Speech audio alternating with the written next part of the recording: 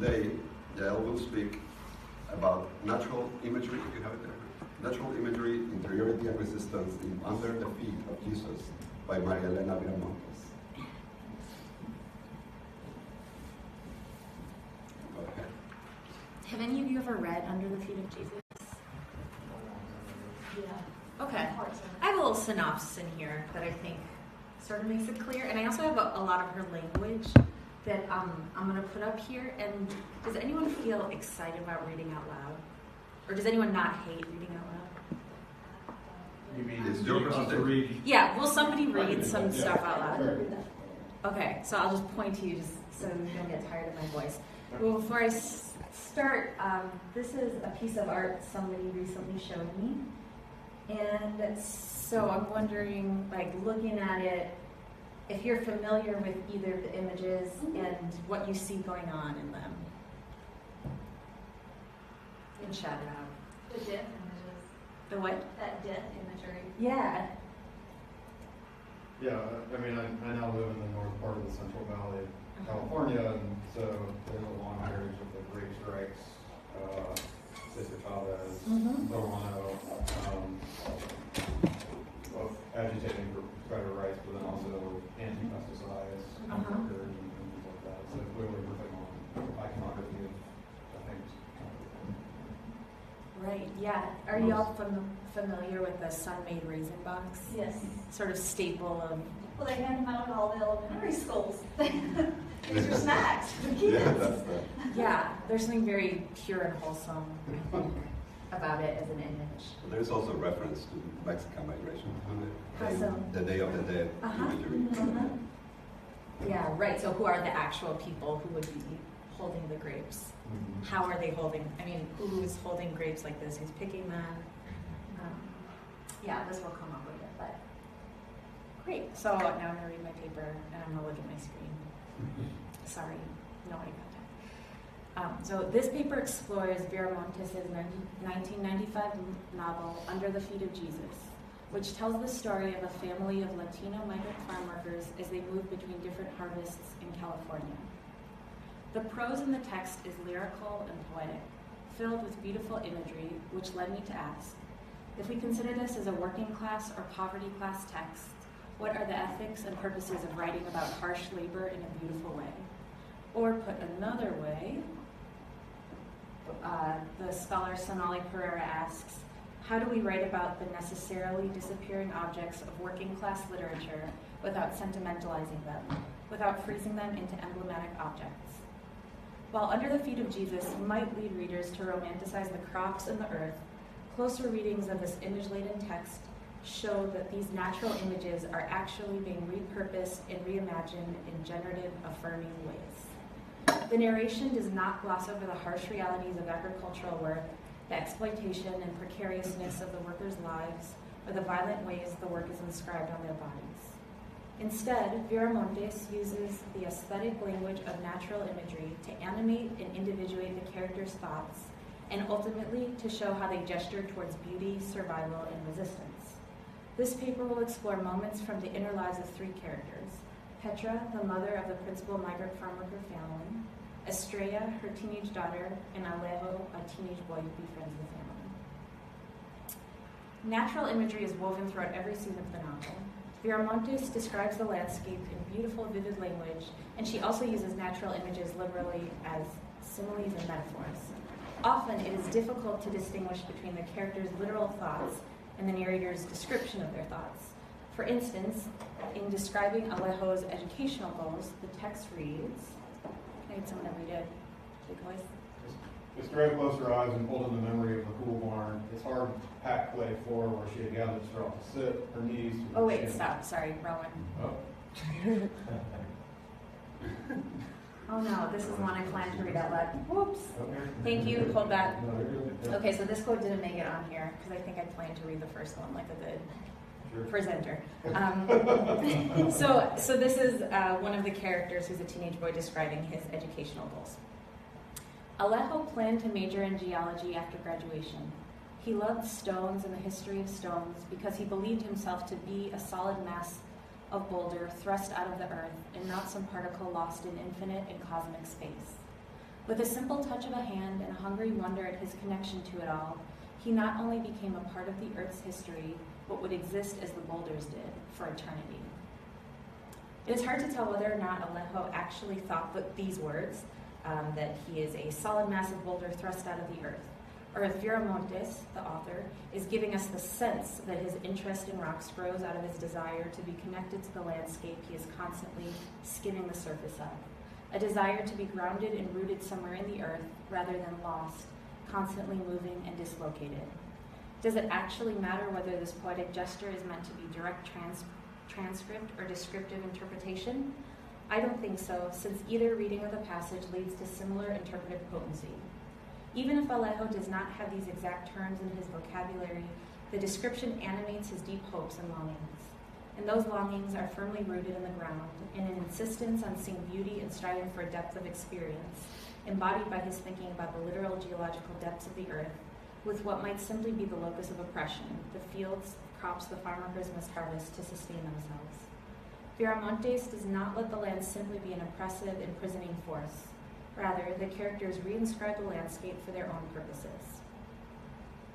Elsewhere, Petra, the text's matriarch, physically inscribes the earth by tracing the ground around each of her temporary homes to ward off scorpions. This ritual, brought from Mexico, is a gesture of homemaking amidst the precariousness of her life. The spirit of this literal line in the sand surfaces later in a more urgent moment as Petra tells her daughter, okay, go now. This one? Yes, Here. please. Don't let them make you feel you did a crime for picking the vegetables they'll be eating for dinner. If La Liga stop you, if they try to pull you into the breeding families, you tell them the birth certificates are under the feet of Jesus. Tell them que tienes una madre aquí. We're not an orphan, and she pointed her right finger to the earth, aquí. So here Petra invokes the earth as she claims her family's right to be on it. Like Alejo's repurposing of the site of his labor and exploitation, Petra refuses to let the forces that oppress, in this case fear of La Migra, define her children's relationship to the land. She asserts that her children are citizens, and that though they are made to feel that they do not belong to the land through the terror of deportation, a form of social control that keeps migrant farm workers on the unseen periphery, they do indeed belong. Importantly, she uses the term earth, implying the same depth that Alejo wondered at, and points to it with a finger red from the labor of the harvest, red from caring for her family through cooking and washing clothes.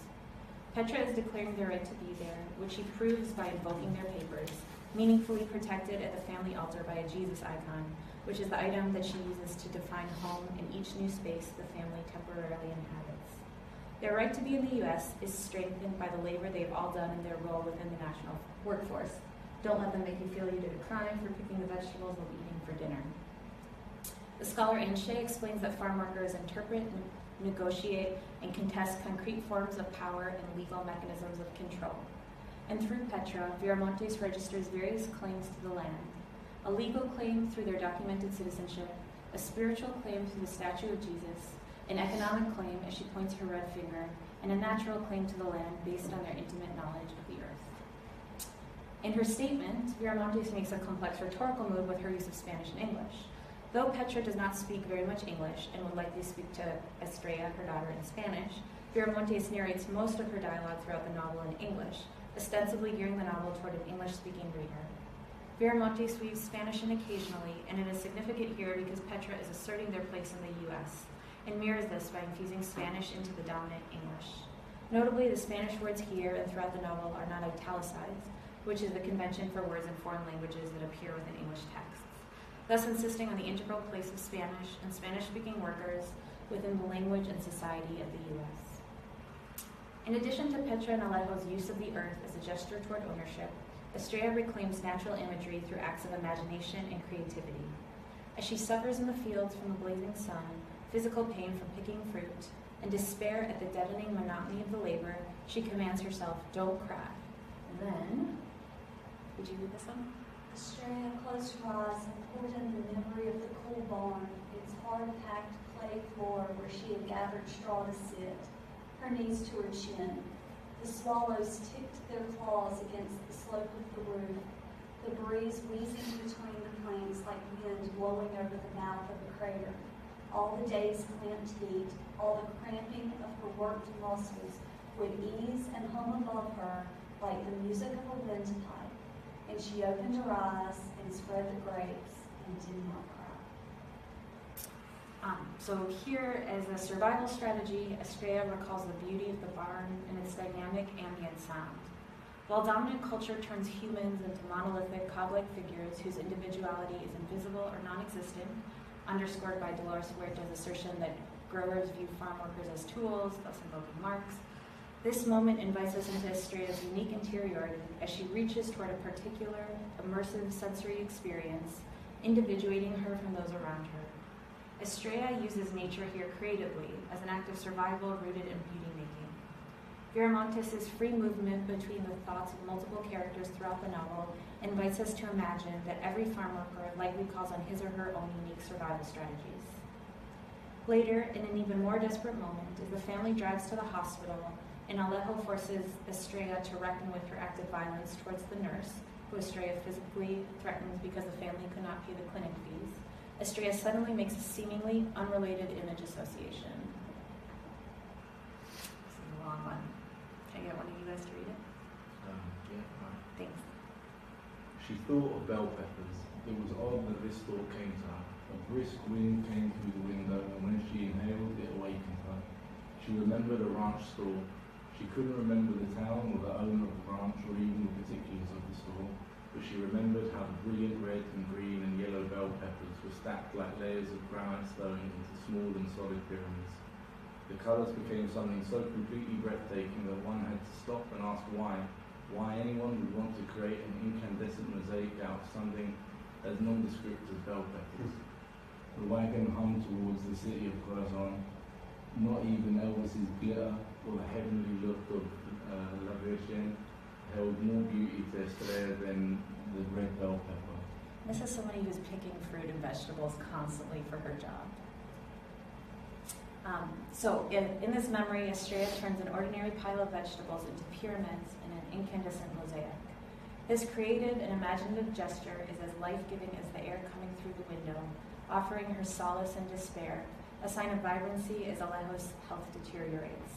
Notably, she uses produce to invoke the images of pyramid and mosaic.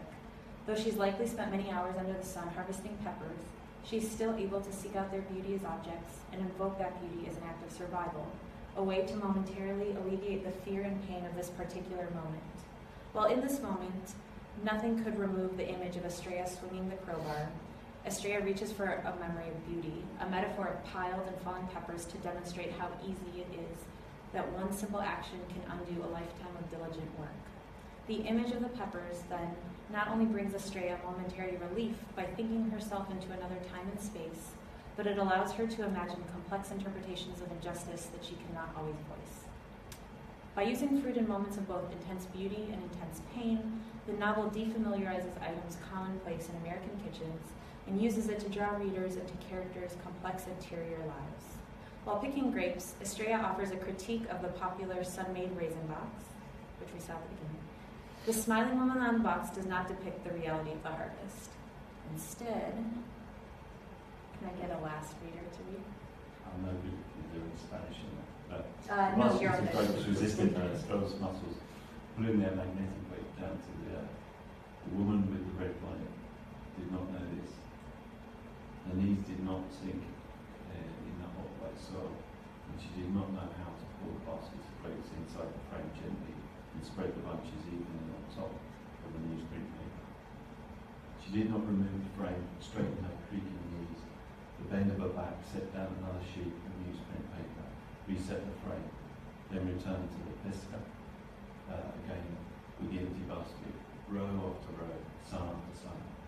The woman's bonnet would be as useless as Estrella's own straw hat under a white sun so mighty it toasted the green grapes to black roses.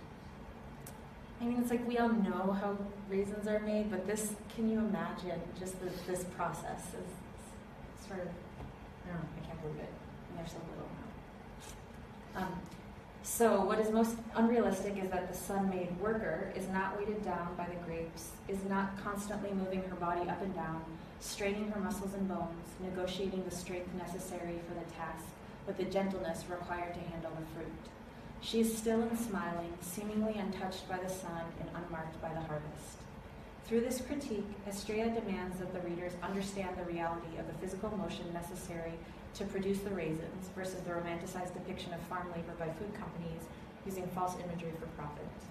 The vertical movement Estrella describes is invoked throughout the whole novel as we see the ways that heaviness weighs down the farm workers' bodies. This up-down motion physicalizes the precariousness of their position, exemplified by Alejo clinging to the peach tree to prevent a fatal fall while being choked with pesticides sprayed from above. His literal striving to reach up and pick peaches in order to save money for his schooling, which he is confident will lift his family out of poverty, is at odds with the downward spray of poisonous pesticides, which is necessary to generate a profit and deliver perfect peaches to U.S. kitchens. In a novel about class, it's no surprise to find images that may mirror or invoke upward and downward mobility. There is also, however, a lot of beauty and wonder in characters' imaginative moves between up and down. We see this in quotes already presented. Alejo longs to be a boulder in the ground rather than a floating particle in space. And Jesus, a holy heavenly figure from above, protects the family's precious documents under his feet. This heaven and earth imagery is invoked in Petra's seemingly mundane and common grocery shopping trip as she chooses garlic. Elbow deep, her hand felt for the firm, hardy bowls, while the top of them plummeted onto the floorboards like hail from the sky. Her bare toes were blue against the gray garlic, and for a moment it looked like she stood amidst the clouds. Standing among the fallen garlic, which comes from deep within the ground, Viramontes presents us with the metaphor of Petra standing in the sky. There are several possible interpretations of this rhetorical device. Perhaps Petra is elevated by the healing potential of the garlic and bolstered by traditional folk knowledge about health. Perhaps we are meant to compare Petra to the image of La Virgen hung on the wall above the produce in this moment of heightened caretaking as she shops for her family's survival. Or perhaps she is preparing for her imminent meeting with Perfecto Flores, preparing to meet a kind of perfection that brings tenderness, stability, and beauty into her life. In providing rich visual image and not directly interpreting that image for us, the text here seems to allow for any of these interpretations or others. Nearly every character has contemplative moments which Viramontes infuses with the imagery of heaven and earth. While this family of migrant farm workers may be stuck on the margins, out of sight of most people, with little chance of economic upward mobility, they claim imagery of the earth and the heavens, moving freely between them and invoking them for meaning-making. The characters inscribe the moments with their own imaginings and meanings, resisting this erasure. Ultimately, each reader brings his or her own associations and ideas to the text, and by offering a cascade of images, both literal and figurative, Viramontes directs our attention to different possible uses of natural imagery, as a way characters strive for beauty and meaning, as a way to claim space, as a mode of survival, and as a way to draw attention to nefarious misrepresentation, like on the raisin box. While the characters are certainly able to voice the injustices of their situation directly, the possible interpretation of the images best demonstrates the power of fiction and art in general, and invites readers into the contours of the particular experience of a group of migrant farm workers making their way.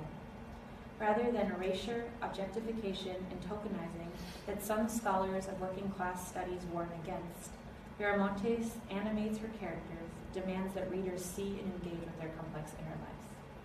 Thank you. Thank you so much, Yael. We're going to hold questions until Simon presents his paper. So let me introduce you Simon, and I have to introduce him over. Okay. So Simon Lee comes to us from UC Riverside, and he's a PhD student there, I think.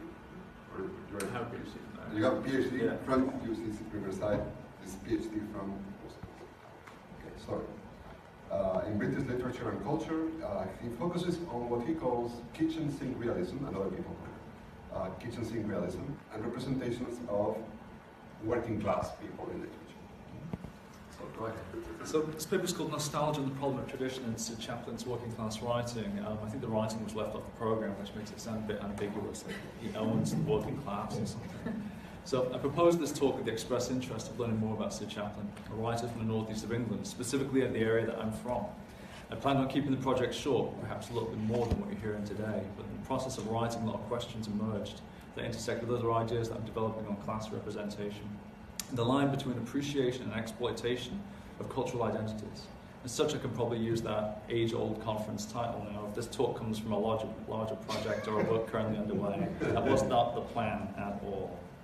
In essence, this paper uses provincial working class fiction to interrogate links between tradition and social immobility, looking specifically at the way images of stasis in Chaplin's work is indicative of retrogressive sentimentality. The paper troubles nostalgic recollections of working class life that, while perhaps comforting in terms of solidarity or progressive in terms of workers' rights, are remarkably retrograde in other areas such as gender and domestic norms. Centering on Chaplin's Newcastle novels, The Day of the Sardine from 1961 and The Watchers in the Watch from 1962, I consider the tension between community idealization and the curious desire to cling to customs that subjugate individuals from within. Chaplin's texts provide an apt case study for this paradox, in that his early works read as a precursor to the radical fiction of the late 1950s, whereas his 60s novels fall back on the commercial trope of fetishized identity. Yet such texts are helpful in that they invite consideration of the way working class traditions and notions of solidarity are structured upon the perpetuation of ideals that reiterate social limits and arguably immobility. In The Country and the City, Raymond Williams speaks of the mutuality of the oppressed, a way of denoting community in which values and principles stem from a shared state of immiseration. For Williams, such a community is characterized by acquiescence, standing in contrast to what he refers to as an active community, in which a great sense of fight can be determined, largely through collective organizing and unionization.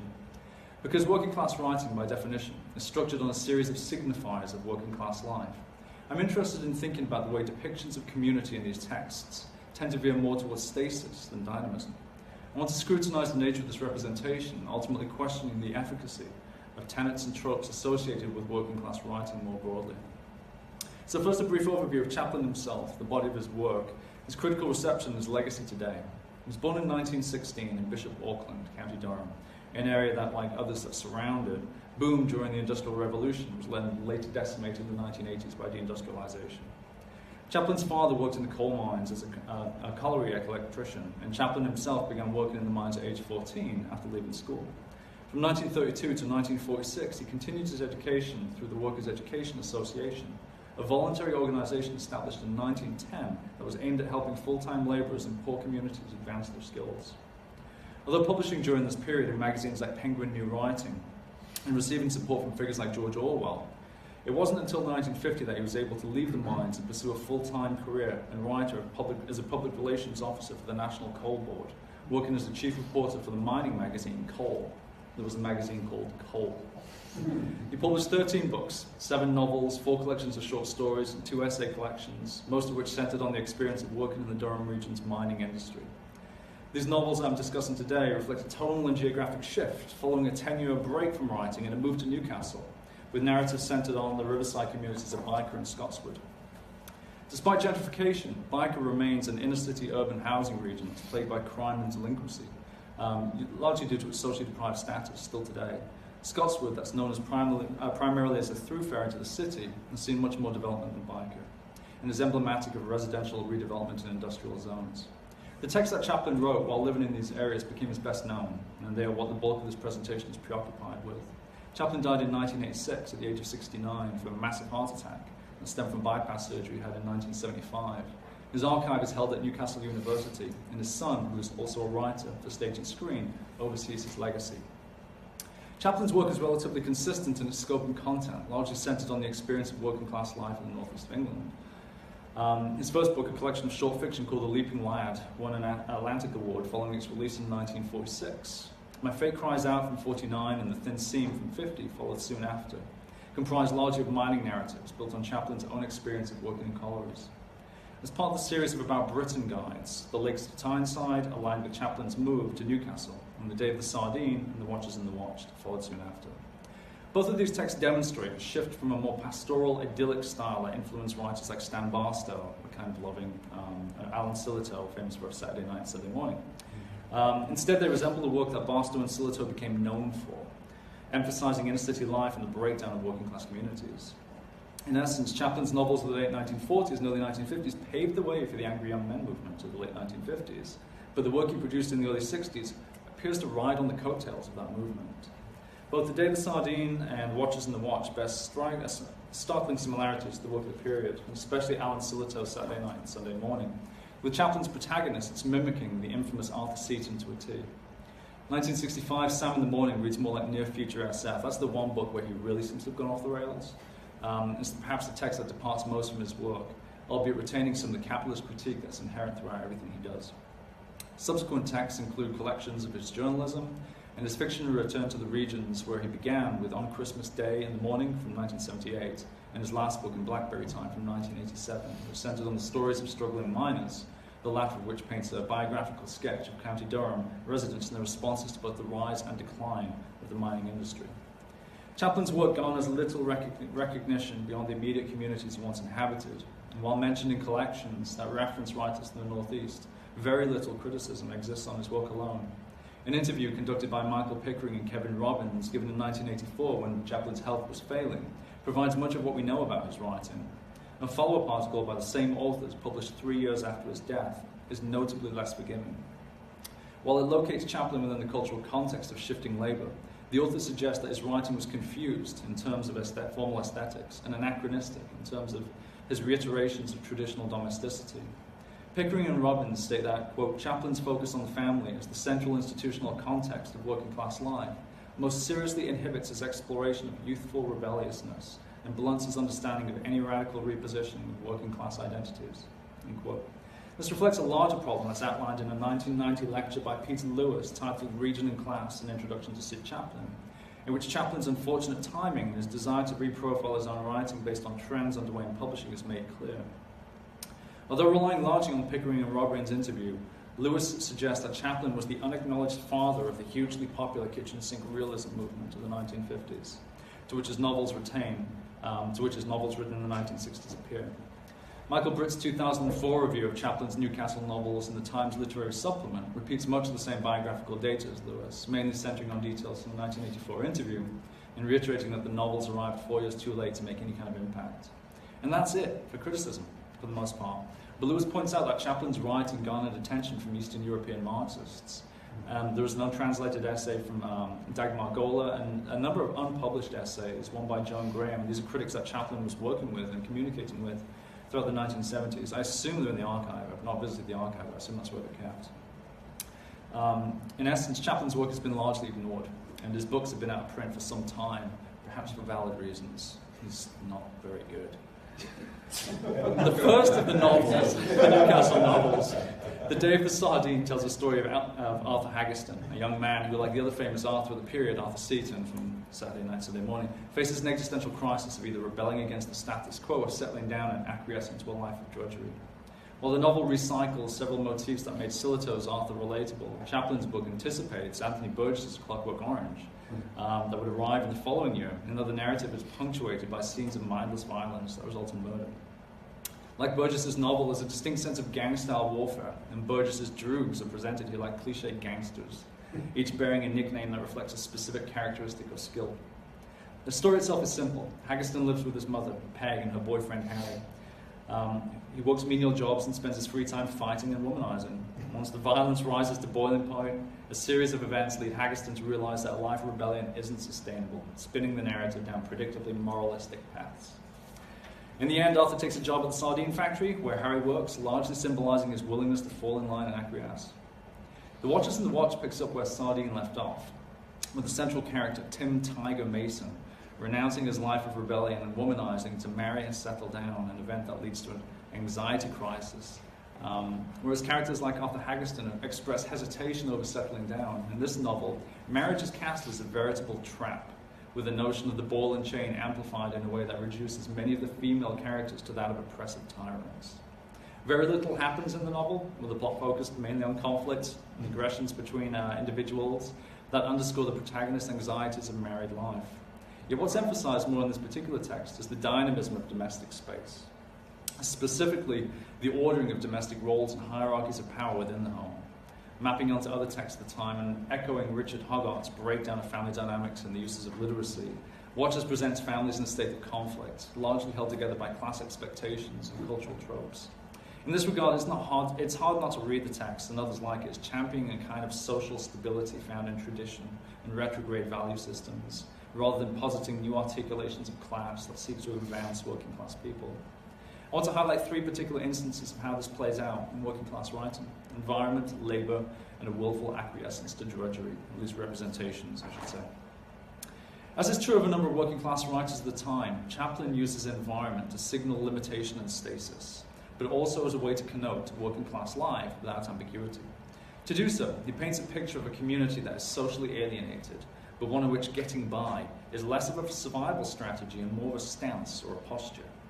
This raises questions about realism, but also the ease by which romanticization and idealization can creep in through retrograde ethics and an embrace of shared suffering. Chaplin does this in a way that's consistent with other writers at the time, presenting a community that's very much hemmed in and limited in terms of the resources that it offers its residents. Yet it's celebrated by them for this very reason. One characteristic of this limitation is the way that social institutions are experienced as one and the same, and that the school, the factory, and the prison are somewhat interchangeable. In The Day of the Sardine, the protagonist bemoans his own lack of educational opportunities, noting that the first school he attended was, quote, what you might call a sorting centre, that was, quote, built around the same time at the county jail. In this particular case, the school deemed the protagonist as unworthy of an education, which, following the failed 11+ exam, led him to, quote, the dump. A finishing school for about 500 wild characters, rejects, you might say. Williams' notion of mutuality of the oppressed is engaged through a shared sense of subjugation that produces a shared cultural identity. And furthermore, in The Watchers and the Watched, Chaplin links the home and the factory to imprisonment, a move that invites the reader to understand how the general community is coded as oppressed and restricted. This kind of a place, beleaguered and run down, is what designates it as an identifiable community within the text, with the protagonist claiming, but I like it. It wouldn't feel at home without a scrap and wrecks around me. Like a number of texts from this period that use visceral depictions of working class space to connote certain characteristics and attributes, there's an unmistakable sense that those who inhabit such spaces do so voluntarily, accepting their lot in life and hesitant to make any changes. This construction is necessary in terms of technical representation, yet comes loaded with retrograde sentimentality, suggesting that the very notion of being working class is predicated on the willing embrace of suffering and shared immiseration. Similar to the way that subjugated space is used to signal working class life, textual representations of labour play a key role in defining as well as dividing working class people into respectable and otherwise. Chaplin presents labour as mundane drudgery, but also as a vital tool of identity formation. In The Watchers and the Watched, Tiger eventually settles into factory work after bouncing around from job to job and toying with delinquency as a potential career. Quote, when the hour came, he had to move through the gates and pick up his hammer. It was bred in him to the bone. This was the only holy thing in his life, not to miss work. Unquote. In this sense, labour is portrayed as a necessary evil, a life of drudgery, but also a life that is defined by that drudgery. Furthermore, in Chaplin's text, labour is aligned to marriage. Quote, he was a slave, but the slavery was self-inflicted. You worked to get your wallop and fill your greasy guts, took a woman to yourself and pretended to be a man, slept like a pig, stumbled sleepily to work, and then you did the same thing all over again. These people really are miserable. While Chaplin is not nearly as adept at handling such themes as well as other writers of the time, his texts in particular underscore the way working class writing veers towards attitudes and narratives that create a familiar tone for working class people, while reflecting some real issues in terms of the way working class identities are constructed, both in relation to and as a consequence of subjugated states. Whereas sexism and womanizing is certainly not absent in work from other writers of the period, Chaplin's aligning with women to the former is telling, with the narrator of The Watchers and the Watched stating, quote, you must make love as though you've made sockets, shackles, hooks, and chains. You must go to bed as though you've gone to work. Yeah, I tell you, it's bad. There's a reason it hasn't been reprinted. Well, there are plenty of writers who push back against these kind of stereotypes and simple-minded approaches to post-war domesticity. My interest here is more about raising flags in terms of constructing working-class narratives more broadly, specifically how nostalgia and a sense of familiarity can all too easily slip into these kind of retrograde domestic relations and social narratives. Chaplin's work, despite its stabs at literary experimentation, is working-class writing by numbers, and as such, it reveals the problem of depiction associated with the genre. The message seems to be, labour subjugates us, and that subjugation is what defines us, and therefore should be celebrated. The connection made between marriage and labour highlights the overarching trope of resignation that seems to characterise texts from this period as well, and that settling down is portrayed as some sort of relegation of the spirit or a sense of failure. Yet belonging in a working class community is often heralded and venerated in working class life, so what's the difference? The title, The Day of the Sardine, refers to the factory, where the protagonist will potentially wind up, but it also acts as a cringe-worthy metaphor of settling down. Harry, Arthur's surrogate father, encourages him to get a job at the factory while warning him against acting like a sardine. Quote, all they care about is to eat at eating time, to spawn at spawning time. So into the net they run and they end up in a little tin box. Don't be a sardine, he warns. Navigate yourself. Such morals of swimming against the tide perpetuate a number of texts from this period, and Saturday night and Sunday morning ends with a similar scene in which Arthur Seaton catches a fish, only to release it, promising that he'll keep on swimming and making his own way. The construction of the protagonist in texts like these is one in which the surrounding community is presented as acquiesced and resigned. Even the slightest twinge of rebellion is what moves the narrative forward. For example, one of Arthur's co-workers in Sardine informs him that the cards are all decked, lad, it's all mapped. All you can do is bite your bottom lip and bear it.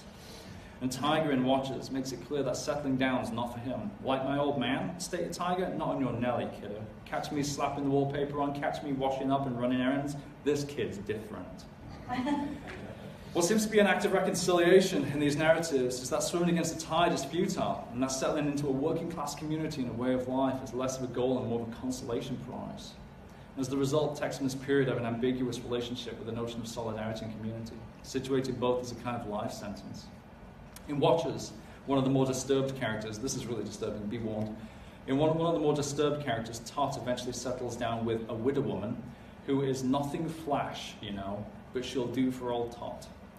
Toward the end of the story, Tiger reflects on his own acquiescence, initially unsure if it was the right move. Quote, at the back of your mind, there's always the wife and the family, so you stay with your choice, but there will always be an ache for the old freedom, which is granted to the company of men.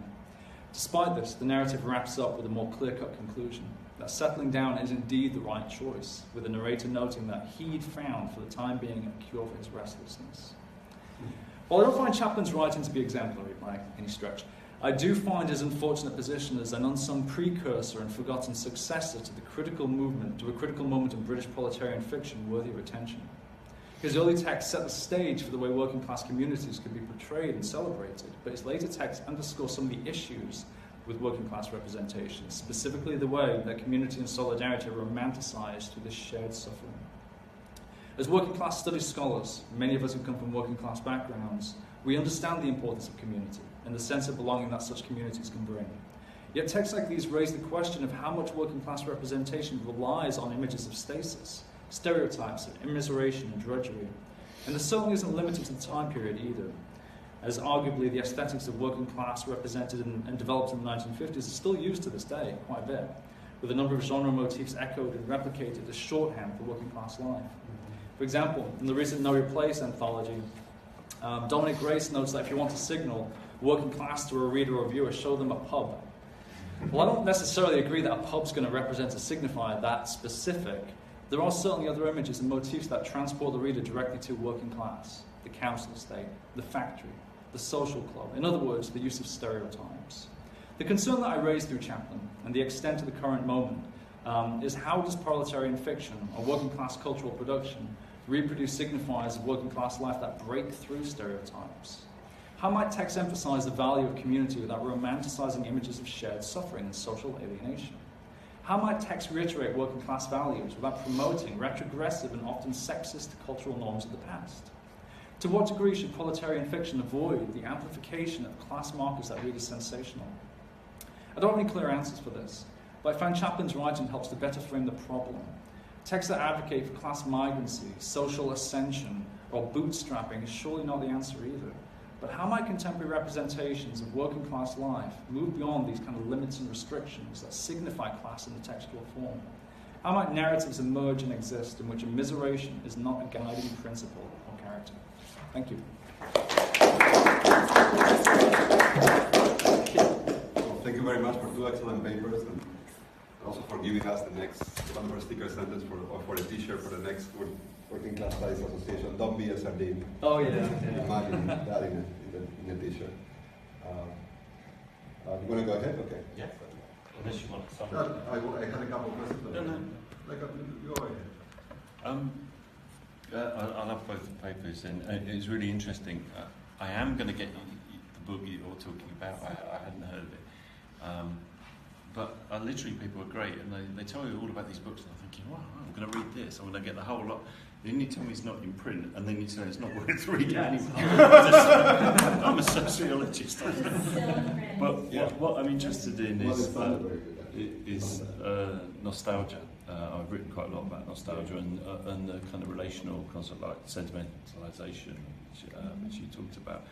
And just, Simon, just the stuff that you were talking about, and I think it relates to the first paper as well, but an alternative reading without having read it, and I'm not sure I would be able to, or even if I was able to, I would read it, but what might be that what the person from that background, Sid Chaplin's doing, is kind of ruminating on this kind of sort of this space, this working class space, which he's kind of left, but he's still, I mean, you know, someone born in the 60s, grew up in the 70s, that's what working class culture is, or community is limiting. It has good bits and bad bits, but it's limiting, and that kind of stoicness, or taking it, as people have talked about in this conference, is kind of what he's ruminating on, isn't it? How do people, they get glimpses of another possibilities, but you know, in the 50s and 60s, if you haven't got an education in those communities, what do you do? And what I instantly thought about, and apologies to the non-British people, there was a TV show in the 60s and then 70s in British TV, which they hardly ever show now, The Lightly Lads, Whatever Happened to the Lightly Lads, which followed these two people from, well, one of the communities that talk about in Newcastle, or Gateshead actually. They followed up with this in the 70s, Whatever Happened to the Lightly Lads, and one, Bob, is upwardly mobile and middle class, but trapped, and Terry, who's been away in the army, is condemned to live in working class jobs. But they talk, it's a fantastic piece of writing, and it's just rumination on working class life, and these are two, I guess, late 20-somethings, possibly 30-somethings, looking back. The opening title music to Whatever Happened to the Lightly Lads, the second one, is this stock vision of inner city Newcastle being pulled down.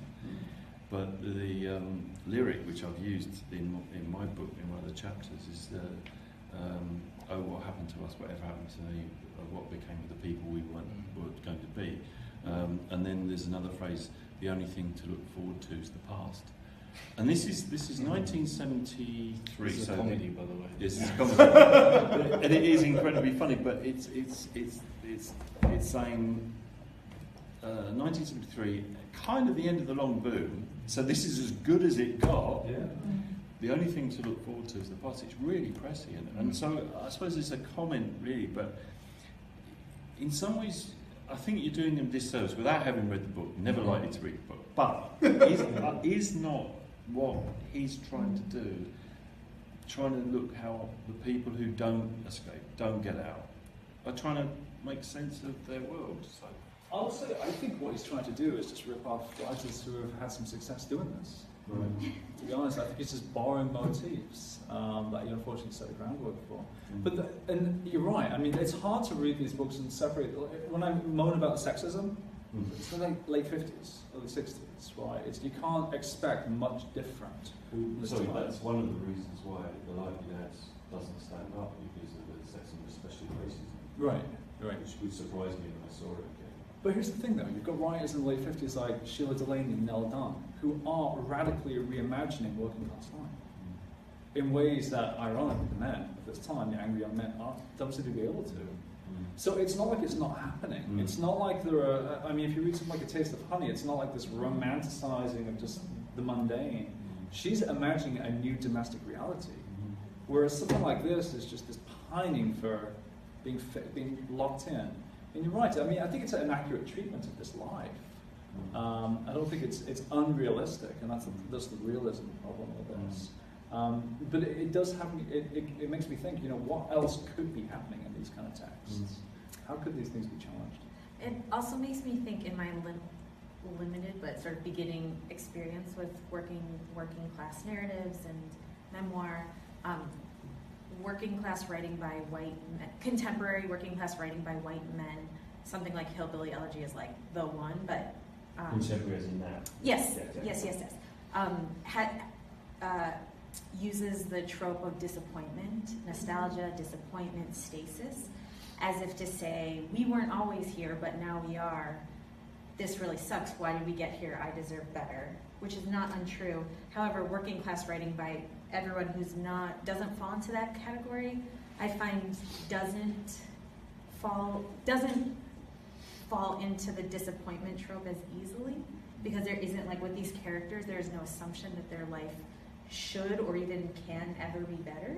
And so the creative and imaginative work, I don't know, maybe that opens up a different space of creative and imaginative work if they know they're always going to be doing this kind of work, and that their parents didn't do any better than, there isn't this like harkening back to an old time where everybody had jobs and now they don't.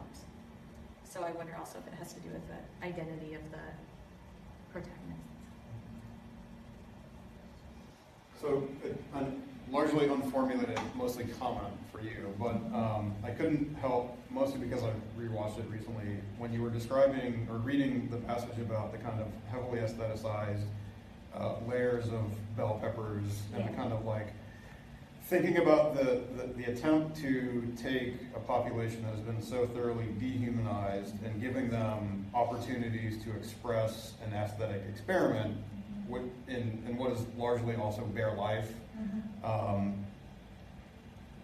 Sort of dissociative linking here. Have you ever seen Steve McQueen's Hunger, which is about the IRA blanket protest and things like that? So I've always wanted to write a paper on it, because there's this moment when these bearded, scruffy, dirty, smelly Irish Republican prisoners have started to make fecal art as part of their protest. And I've always been struck by that image, partly because I think in texts like this, in Hunger, and other sort of texts where bare life is kind of on display, the move to give these individuals a kind of interior aesthetic appreciation, I think there's a kind of danger there too, right? Like, oh, they are human too, period, done, the end. And I'm sort of making this a comment because I know that your work might go in the direction of more like prison-oriented narratives, and there's also that kind of tendency to say that, oh, prisoners have an interior life. They read books, they like art, they make art, write poetry, things like that. The assumption is... Yeah, the assumption is that they don't or they can't, right? And I know that it's a more generous sort of treatment in the novel, right? But I do think that there's a strange tendency to want to, unlike your characters who want something but don't know what it is, these characters have these moments of like grand aesthetic experience in the fields. I don't know. I think it's mostly be leery of that move. I think that's something to consider, right? Like, why is this move consistently being deployed in texts about bare life?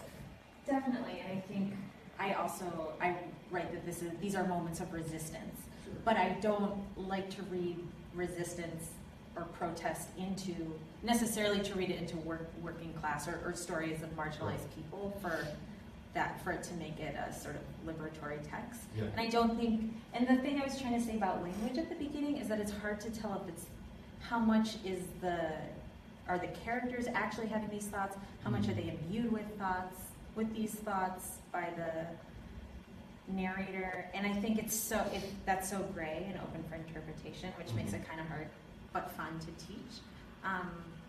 Kind of leaves spaces for an interpretation that's more generous and one that isn't. But I think also like thinking about aesthetics has to do with taste and who finds what beautiful. And so if our bar is a certain kind of art, then trying to reach that is a sort of kind of moving out of one's class and transcending. But I think if what's happening with the mosaic a mosaic, which is sort of a fractured art form, if what's happening is that it's falling apart, then what use is it in this text?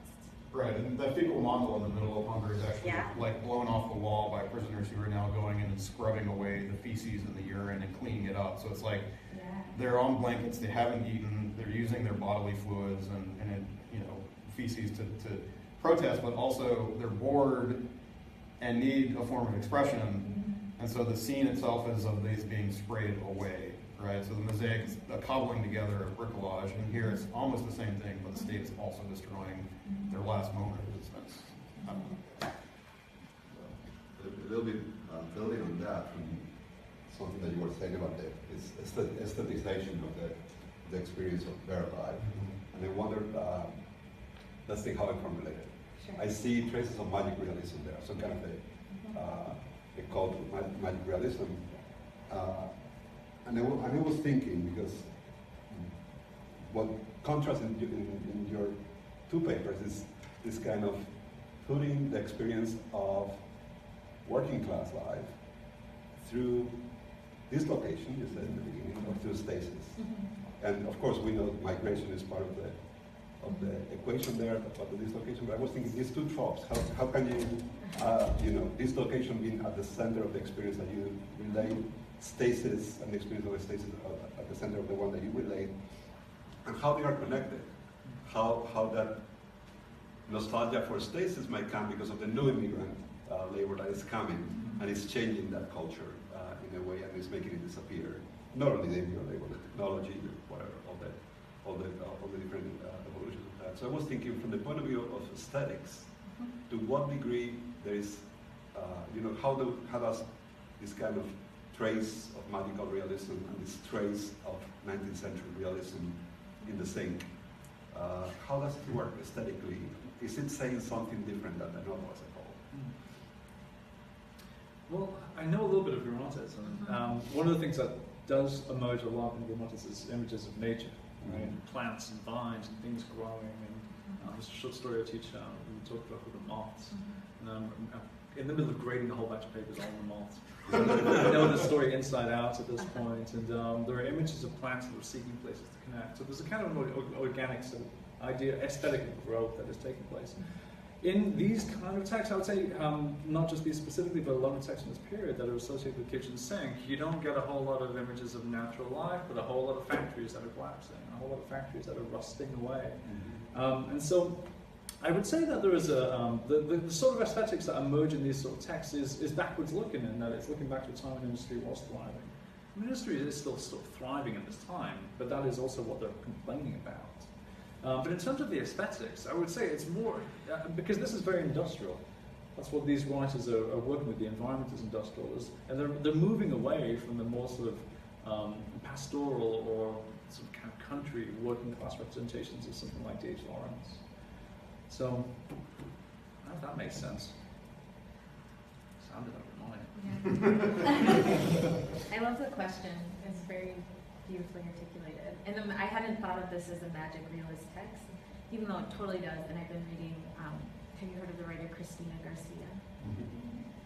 I've been reading her, and there's so much overlap in what they're writing about, and outside of their literary production, they credit each other for helping, and she's definitely in magic realism, and so.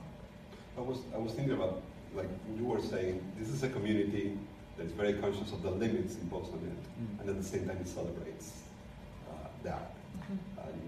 And in the same way, your protagonist is doing the same thing. It's celebrating the very input, the pepper, the tomato, the word, that in a way are the instruments through which her almost indenture is implemented. So it's like, what I think is like there is this sense of what is home in both of them, and a yearning for a home.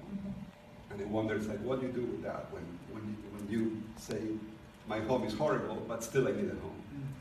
Right.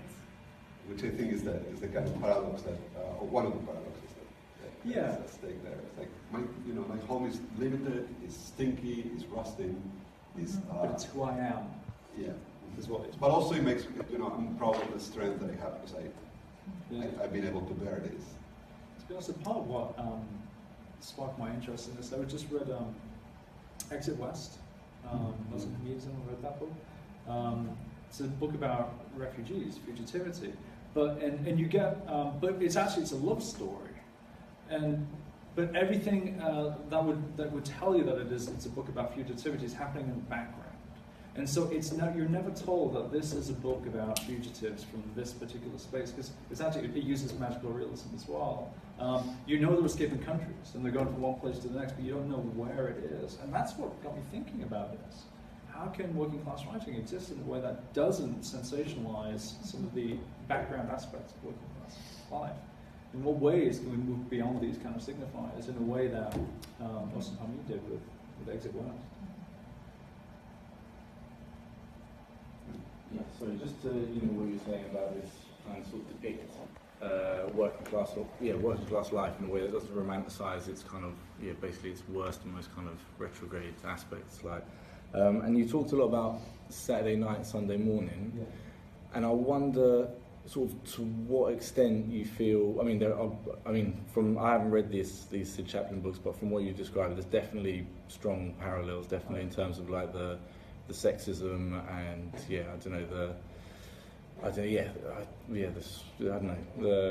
and even in the ending to an extent that, but also I kind of feel, to what extent do you feel there's also real differences between them?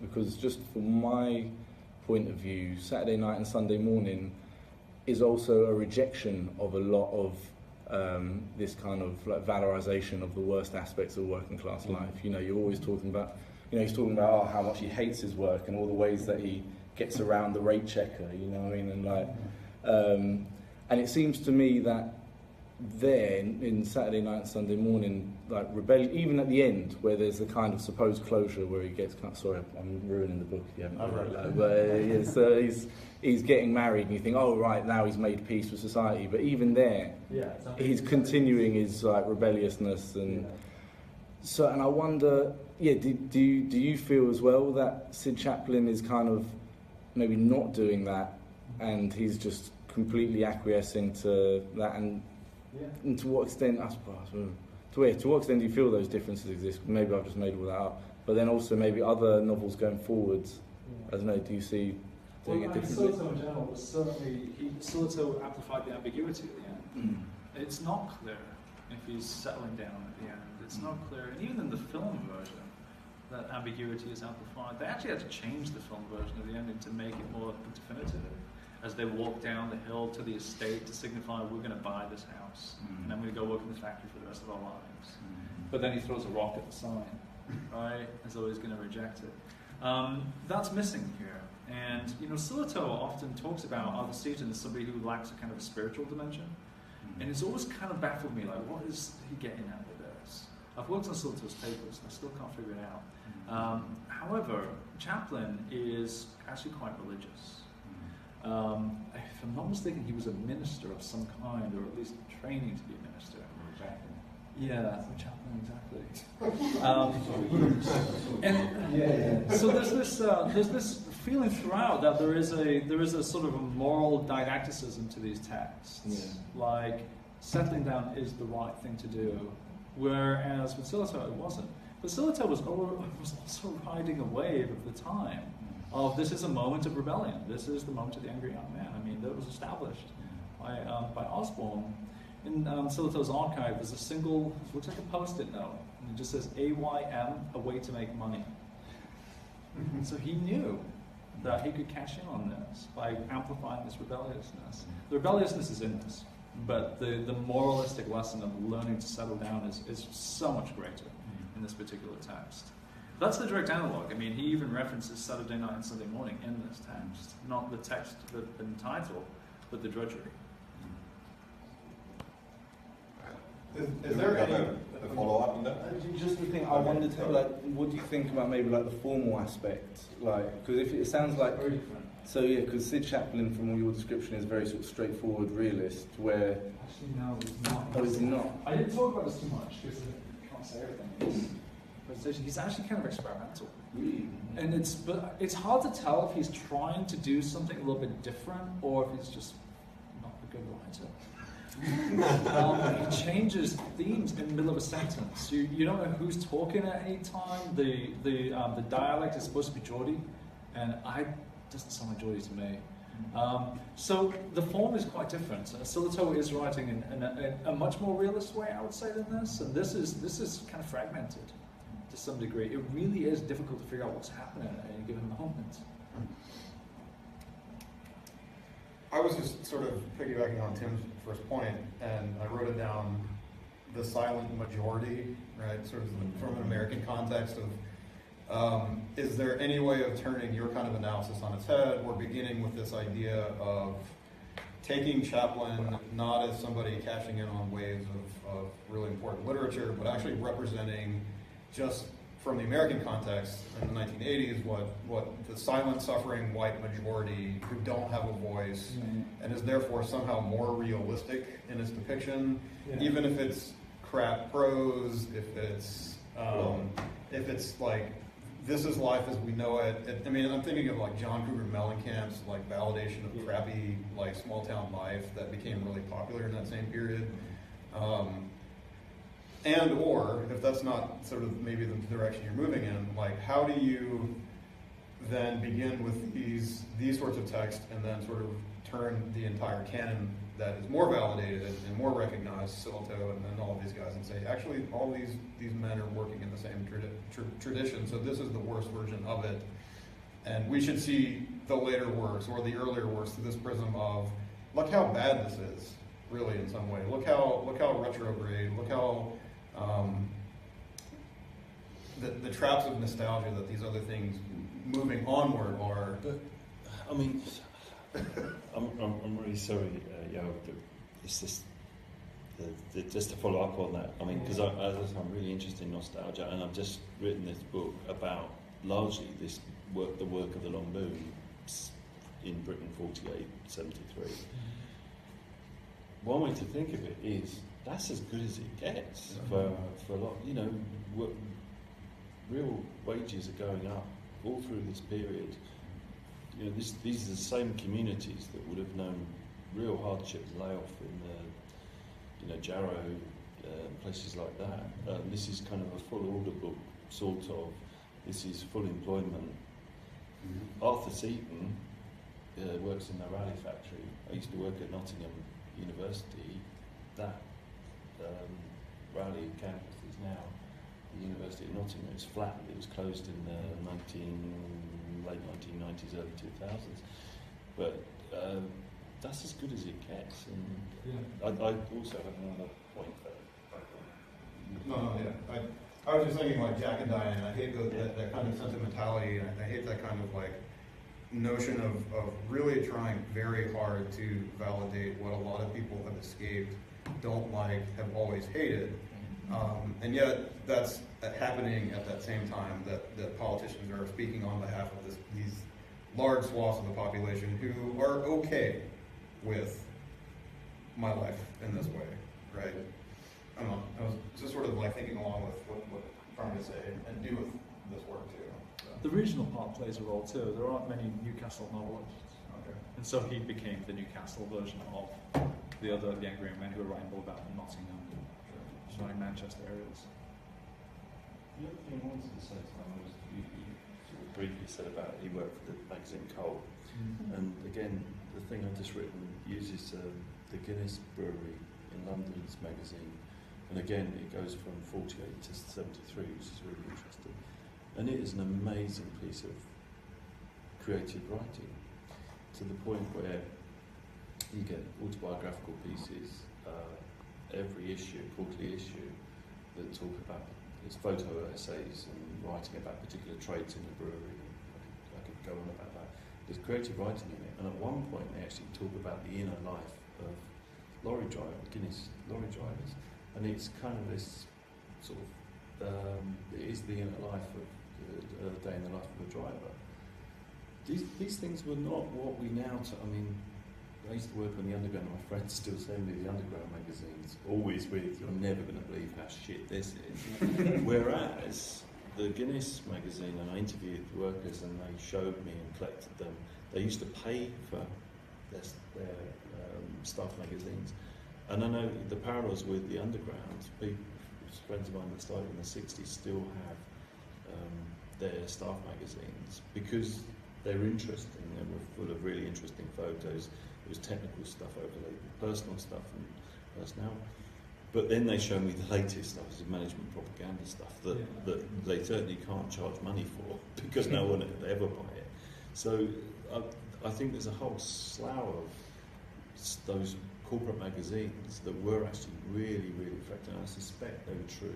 I know other people have presented on them here in the US, about the US. So it's no surprise to me that they employed creative writers, and it was a kind of more imaginative sense of a workplace community, which again goes back to my point about, I take on everything, but I am interested in this idea of nostalgia, and as a nostalgia scholar, nostalgia is complicated, and I think people use it often in a very simplistic, in the very pejorative form. But Fred Davis, a sociologist of nostalgia, talks about simple nostalgia is what most people talk about. I think you're kind of talking about, but then you get reflective and even critical nostalgia, which is not unaware of some of the issues you're talking about. What about the Jack and Diane who do stay in the heartland? Are you then going to wipe out their life as being meaningless and they should have escaped and it's worthless?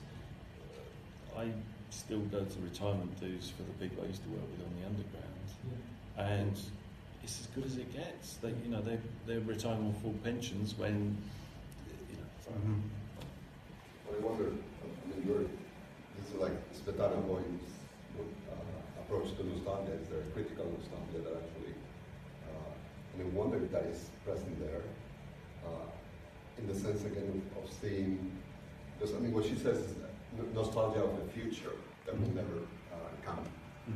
So I wonder if he's tracing back a place where a future was possible that is not possible anymore. And again, I don't know the book that well, but it's like, is there a moment in working class life of full employment, maybe abuse, lots of different limits, but that actually felt this is the starting point in something, some kind of future that never realized itself. Well, this is 10, 15 years after the realization of the welfare state, which was supposed to bring these radical changes, it didn't. And so a lot of these writers, someone like John Osborne, his character, Jimmy Porter, finds that he's in a state of frustration because he's had access to education and yet can't do anything with it. So and that's what a lot of the frustrations and the stasis that emerges in these texts is reflecting on as well. That there were supposed to be changes that were taking place and they don't seem to be paying off in the ways that we hoped they would. But I think Swell Boyens also does talk about romantic nostalgia as well, and I do think that's playing a big role in this. Like going back to a world that has disappeared. Yeah, well for me, I guess that what I'm struggling with, what I'm really trying to get at with these, more in general, thinking about working class writing, and I think this is actually what Sherry was talking about tonight in her new book. The signifiers that working class writing relies on so heavily all seem to be doing the same things. There's no real attempt, it seems, to move beyond images of this is as good as it gets. And maybe that is a problem of realism. Maybe that is that because there was a lot of realism at this time, there doesn't seem to be any attempts to really kind of deviate from that. I'm really sorry. I don't want to dominate, but I'm really interested in my students, especially the criminologists. I'm a sociologist, so I have to teach some criminologists. No offense. I'm not teaching. I hate teaching. But they always want to light upon the extraordinary, the drug gang, drug culture, all the rest of it, rather than trying to talk about the extraordinary in the ordinary. And your description of the bell peppers, those moments are what. Do you know what I mean? It's so. He may not have been able to articulate in good prose, but I think we can talk about the people who make it out and all the rest of it. But and again, talking about my teaching, when I always ask my students what they work at, and that's the advantage of students who work when you're teaching in sociology work.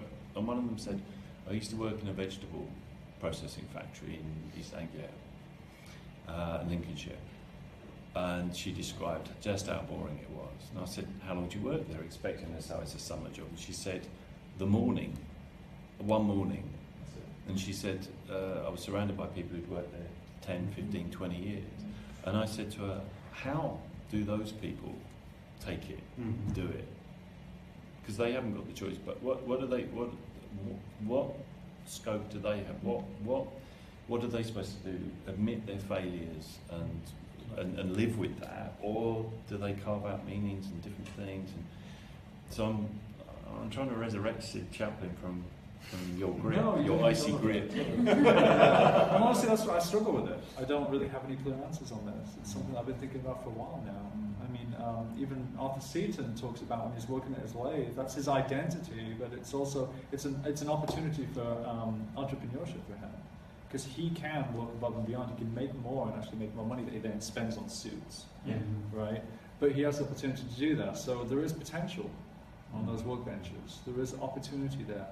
And so I don't really have a clear answer for this. I mean, I'm not looking for something that is radical in these texts, some kind of radical reimagining of what life could be by any stretch. I just don't think that's the goal.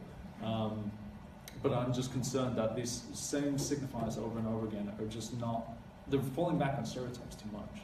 They just seem to be falling back on reiterations of stasis and, again, this acquiescence of, if I'm working class, then I need to identify myself as working class through this labor, through this drudgery that I've been relegated to. I just don't know how helpful it is. But I don't have any real answers on it. Just in response to that, I wonder, how have you read any B.S. Johnson? So B.S. Johnson, and he was kind of a working class avant-garde writer from the maybe 63, I think he published his first novel, and then 73 was his last novel, and his last novel was probably his most political one, and then he died. He killed himself. He had long-standing depression and stuff. But in that last novel, one of the things that I really liked about it was that he talks about working class life and a working class, very much like working class identity, but in a really sort of strange other way that you would never expect. And there's certain aspects, there's really early on they talk about, basically talks about, the narrator tells you about the main character, Christy Mowry, who, and he says that, Christy Mowry, like me and like you, had to work for a living. So already there's this kind of, the narrator is addressing the reader directly and is sort of creating a kind of solidarity between reader, character and narrator based on shared kind of class interest.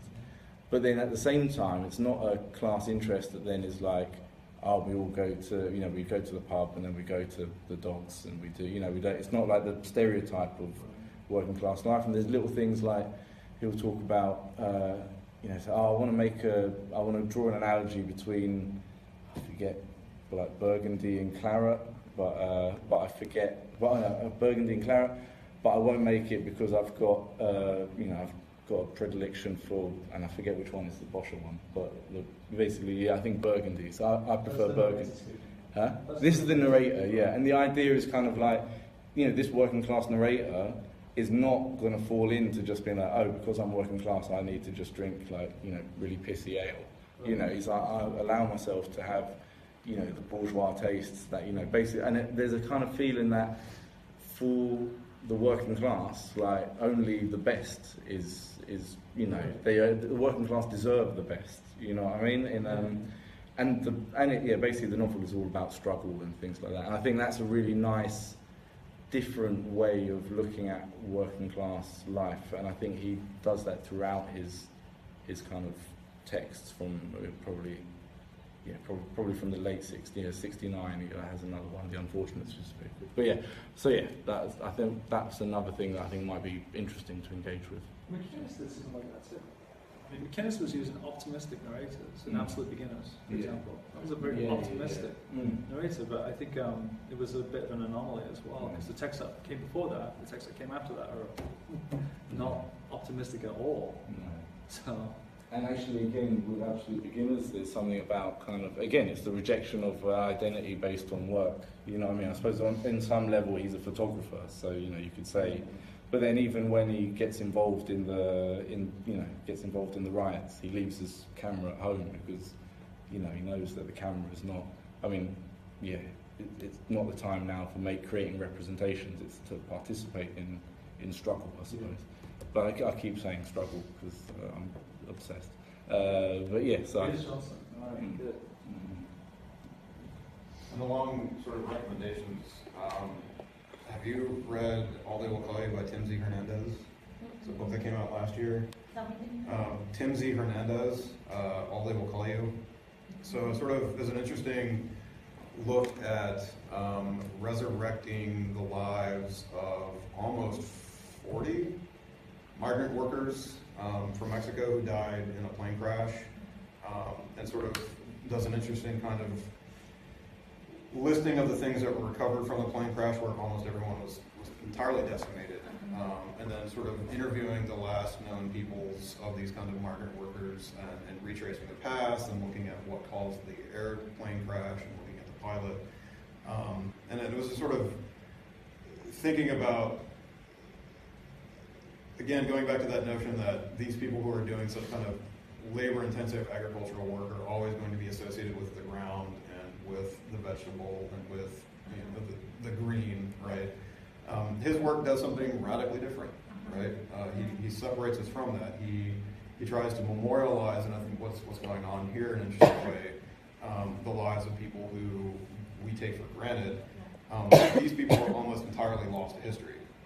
And so he also takes a look at the history of the Woody Guthrie song that is memorializing them and sort of putting together this in a very interesting narrative form, history, sociology, memoir, biography of these individuals, looking at the song, the history of the song, to tell us something more complex about the lives than a way that I think novels like this still, because they're tropes, boil the experience down just a bit, right? So that's just you should check it out. Yeah, but I keep thinking about, currently, over the last 3 years, I've been doing a project that is called the Map of Latino Long Island, and I've been interviewing about 70 Latinos about their lives. And I find this common thread through most of them, which basically they tell you many different ways, two messages. A, I'm a working class person now, but I used not to be. So they see that as saying, do not mistake me, I have more value than what it looks like. And I'm a good person, of course. I crossed the legally, but I'm a good person. And I keep thinking about those two kind of underlying narratives and saying, how does that affect you being able to tell your life as a working class person within this society now? Is it possible to say that in the US and say I'm not a loser immediately? At least that is perceived, but that's what these Latinos perceive. Many of them were working class people in their own countries, but they say, no, I was studying to be X, which they never got to be. But now here, or I have this person saying, they mistook me for a worker when I'm actually one who directs them, the overseer. So, well, look at yourself, you're doing the work, you're carrying, he was roofing, and it's like, I was carrying roof tiles on my back. Of course you're the worker. But this thing, it's like, how do you tell that? And at a time when that is impossible, and whether Chaplin is actually at a time when it's still possible in some kind of way, but it's disappearing to his fingers. There's the ability to probably say I belong to a working class community is actually there is no narrative now that can tell that to a larger audience. I don't know. I kept thinking about my work and saying, is that possible? These two constant narratives that appear. I'm not working class. When these are people who are working from 6 in the morning, cleaning pools, doing gardens, cutting stone, doing countertops for luxury kitchens here or whatever. But there's this, I'm not a worker. Why is it that you cannot say, I'm a worker? Do not mistake me, I'm not a worker. I was interviewing somebody cleaning a carpet, but I'm not a worker.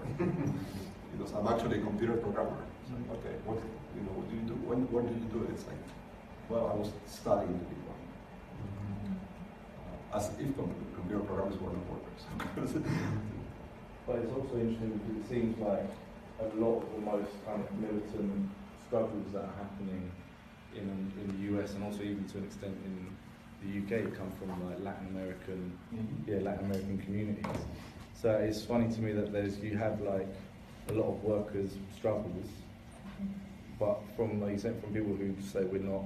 Well, also because here it has been criminalized, so I'm kind of disingenuous there, because at least in Long Island it was criminalized at a particular point to be loitering in a corner looking for work. So that's the way of saying I'm not a criminal, you know? Because these are people who maybe are day laborers sometimes. Well, I mean, maybe it's a similar move to Sid Chaplin, working in the coal mine and then becoming a writer, and sort of the ways in which we moving between manual work to, I don't know, brain work. Yeah, but I also think there is a constrained vision about what working class is, of course, that has triumphed in a way. It's not very clearly demarcated as it was in the past. I mean, the kind of defining lines have changed a lot, but also it's important to keep in mind too that this is a country that has this American dream attached to it. Yeah. So a lot of that is based in the rhetoric of, even though I am the laborer in this respect, I work so hard that I have a life that represents me as somebody who is achieving this dream. So that complicates it too. Yeah, migrants certainly have bought into that Yeah. to a pretty large degree. What do you think they're saying to you when you're interviewing them and they say, "Oh, I'm not actually a housekeeper. I'm really a nurse or whatever." Well, for example, I interviewed somebody who's a housekeeper, but of course it's a housekeeper in the Hamptons. I don't know if you're familiar with that, but the Hamptons are the affluent, go-to weekend community in the east of the island, where all these big writers or actors, actresses, they have a mansion or big corporate types. So instead of saying I'm a house, it says, I'm a house, there's a word I'm looking for, but it's like, I'm a house manager. That's how she defines herself. And this was a person actually who was instrumental eventually in a trial to gain rights for undocumented citizens in the island. Great. But she defines herself saying, it's because I have a little more of a voice on the other side. I was able to do this. But she's a house manager who basically cleans the house of a very rich person. There's an essay in that. And has food ready for them when they come in. So you might remember this, I think you reviewed it. In No Place, there's an essay about cleaners. And there's somebody in there who defines herself as elevated because of the kinds of houses that she... Yeah, of course, there's the slave in the field and the slave in the house. Yeah. The gardeners and the cleaners are in the Hamptons out there. Well, it's big like what I was saying. I used to work in an institute where someone was making a film about migrants, and especially kind of white-collar migrants who were doing blue-collar jobs in London. And I found it really problematic, and because the person. Sorry. I found it really problematic because what they were doing was really disrespecting working class jobs and working class people, because they really were saying exactly the same thing. I think saying, I've got, and they were qualified, they were doctors or whatever, they were professionals, and they were saying, I really shouldn't be doing this job. I should be almost recognised as this person, and perhaps they should. But in that same rhetorical move, they were disrespecting the very jobs they were doing and the sorts of people. I shouldn't be recognised as one of these people. These people and then so they take on this, like, in a way you're disrespecting yourself, because this is what you do every day for 8-10 hours. Yeah. And it's very valuable. Of course, it's undervalued in society. But it's very valuable, but you are undervaluing it, and therefore you're saying this is just something that should not be happening. Again, but it's part of the rhetoric of our society that manual labor should be hidden, should be put away, not to be seen, and robots. That isn't helped by educational attainment goal.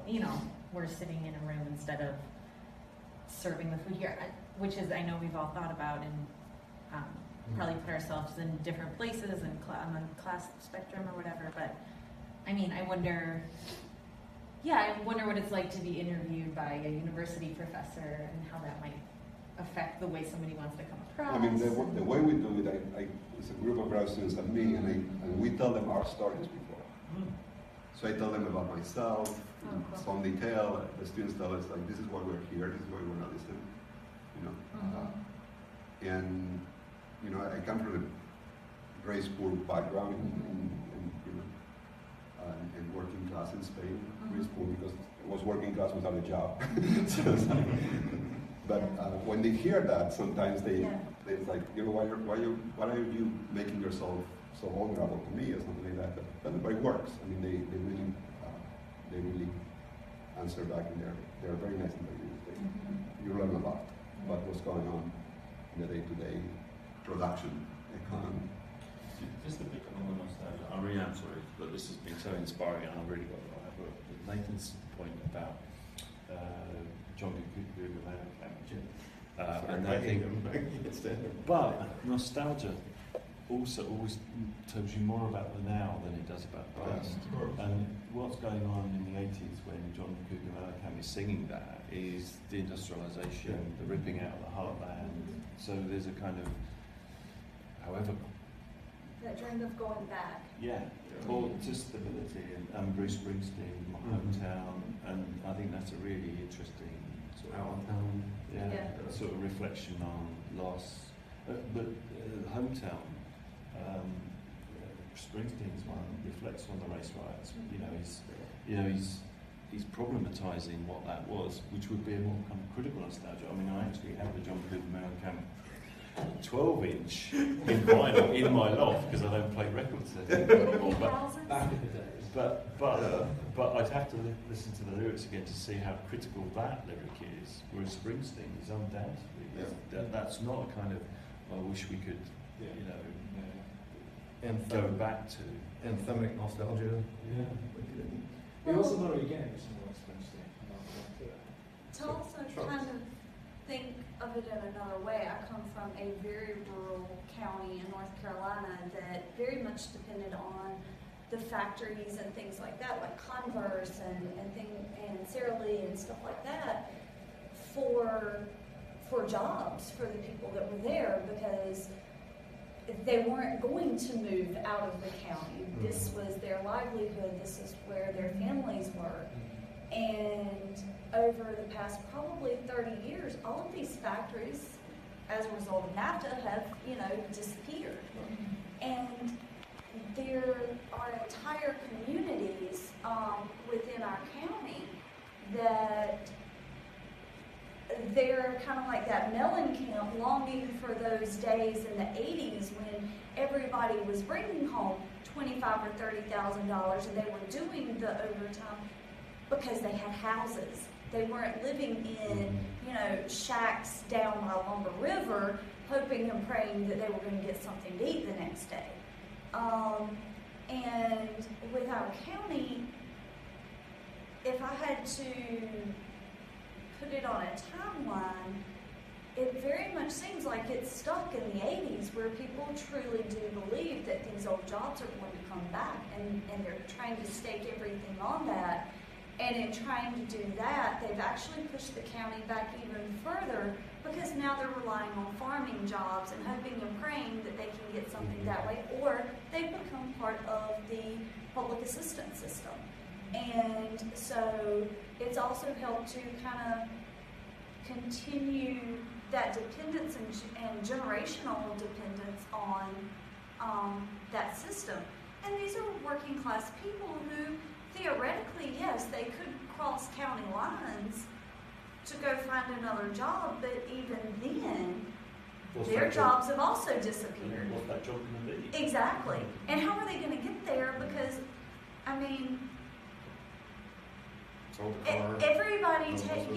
everybody takes for granted that there are these big cities everywhere and you just use the public transit system. In the county that I live in, half of them don't even know what Uber is, other than something that big city people use. And you call your neighbors to take you somewhere if you don't have a vehicle. And if gas is too high, here I can give you $1.50 for gas to take me 2 hours away. That doesn't exactly work. And that becomes a major concern, because there is that nostalgia And unfortunately for our county, that nostalgia is actually debilitating and crippling it. Because there's the belief that better things are coming, and we had mental health all of a sudden become a big industry, but then all of a sudden Medicare and Medicaid started cutting that funding really quick because people were abusing it. And so now it's starting disappearing. So it seems like every time something pops up, it gets taken away. And I hear people with Chaplin talking about, things like that. Good old Paul. Yeah. But what's that nostalgia about? Is it nostalgia for those factories or nostalgia for security? Right. Well, I think it's more nostalgia for the fact that they had, number one, what they felt like was meaningful work. They were being paid for or compensated in their minds fairly for their labor, and they were able to provide for their families comfortably, at least in their terms of things. I mean, we were still an impoverished county, but people had vehicles. They had the means to go do things that they wanted to do, and But there's a brilliant book that people probably know about that it's called Closing, Life and Death of an American Factory, and it's in North Carolina. Am I banging? Yeah.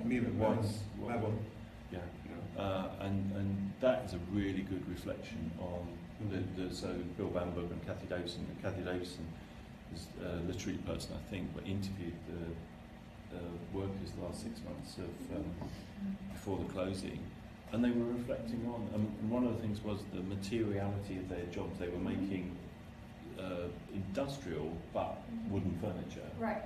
But they were saying, in the end, they go, doesn't America make any things anymore? So that there was that nostalgia for that tangible thing that they were making, that they could point at and say, we made that, and then think, what is it for a country that doesn't make the basic things that it needs? So, and that was in 90. The field work must have been done in the early 90s, I think. What company are you? Well, and that's like Dr. Fazio, Michelle Fazio. Since she teaches there at UNCP, she's quite familiar with the Lumbee tribe that's present in the county that I live in. And she actually did kind of a documentary interviewing a lot of these individuals. And it's called Voices of the Lumbee. And they really go into just how devastating the loss of these jobs really was. And they go through that on how the community has kind of stepped up to help, but yet there's only so much help that an impoverished community can give when you're barely trying, or you're barely able to feed your own family. So that's something else to kind of look at. Thank you everyone for Yeah, thanks, guys. Thank you for